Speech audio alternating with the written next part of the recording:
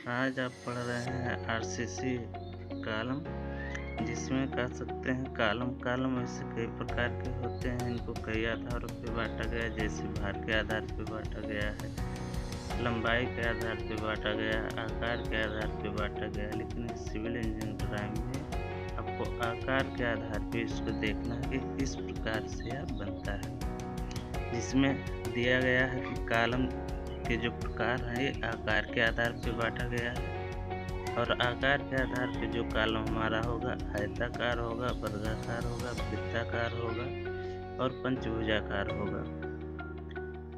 जो हमारा आयताकार कॉलम होगा उसमें आयत के आकार का इसका कॉलम बना होगा, जिसमें लंबाई चौड़ाई दोनों अलग अलग होगी। जो वृत्ताकार हमारा कॉलम होगा वह एक वृत्त के आकार का होगा, जिसमें इसकी त्रिज्या या इसके व्यास से इसको जाना जाएगा।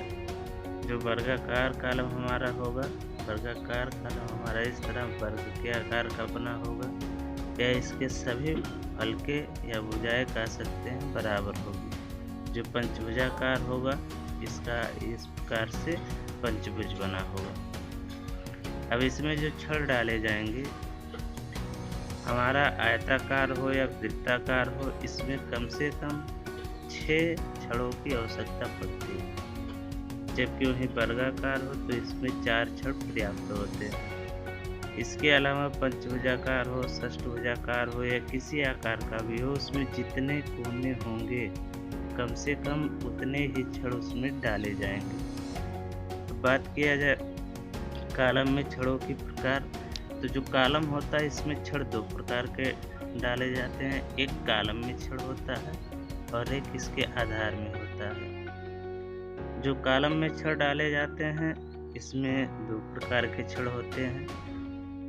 एक मुख्य छड़ होता है जिसका व्यास 12 से लेकर के 50 mm तक होता है।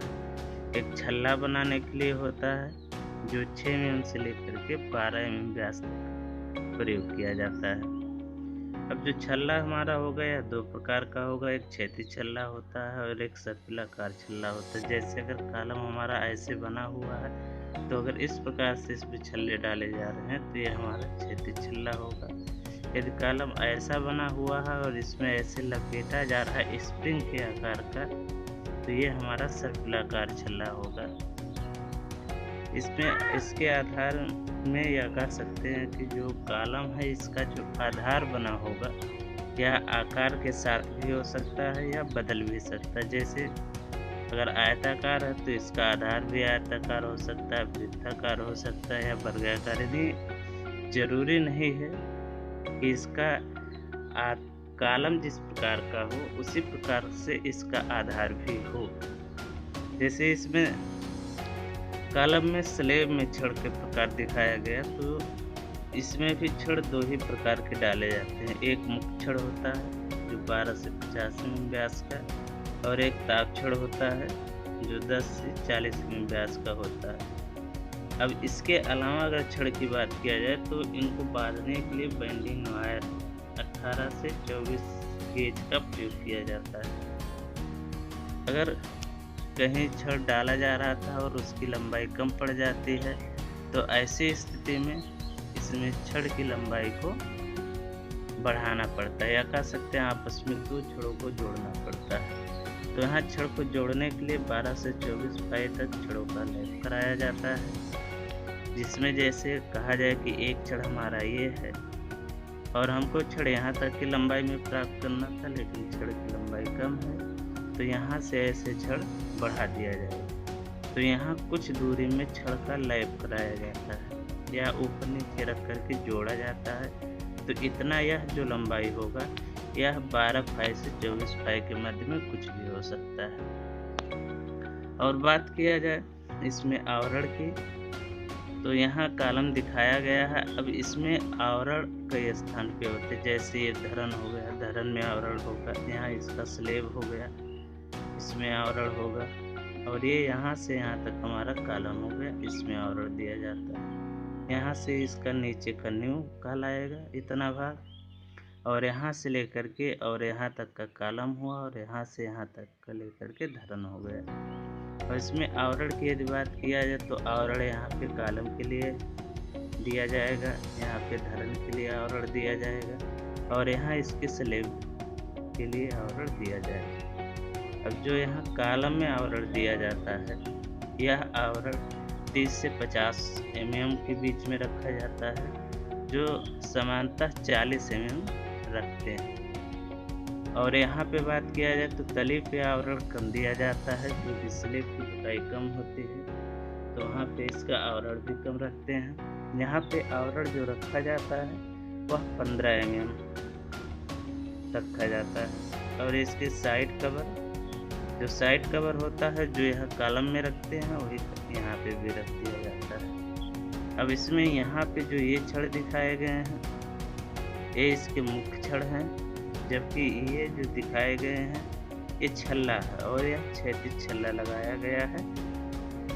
जो ये क्षैतिज छल्ला लगाया गया है मैक्सिमम 300 mm की दूरी पर लगाए जाते हैं। दो छल्लों के बीच की दूरी रखा जाता है। उसके बाद यहाँ पे दिखाया गया कि जब छड़ इसमें डाला गया तो छड़ की लंबाई कम पड़ गई, जिसमें छड़ों को जोड़ना पड़ा।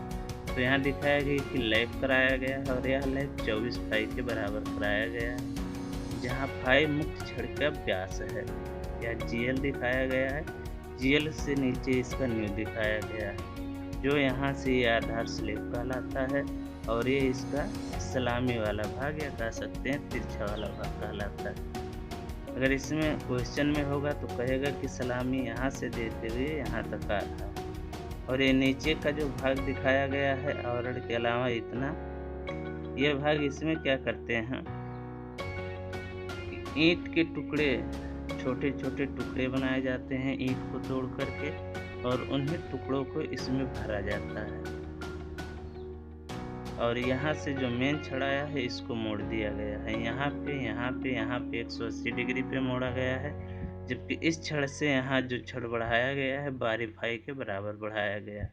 आधार स्लैब में जो छड़ डाला गया है यह हमारा मुख्य छड़ है, जो ऐसे पूरी लंबाई दिख रही है, और जो इसमें बिंदु के रूप में दिख रहा है यह हमारा ताप छड़े हैं, जिसको वितरण छड़े भी कहा जाता है। इस चैनल को लाइक करें, सब्सक्राइब करें तथा बेल आइकन को भी दबाएं, जिससे ऑल नोटिफिकेशन मिलती रहे।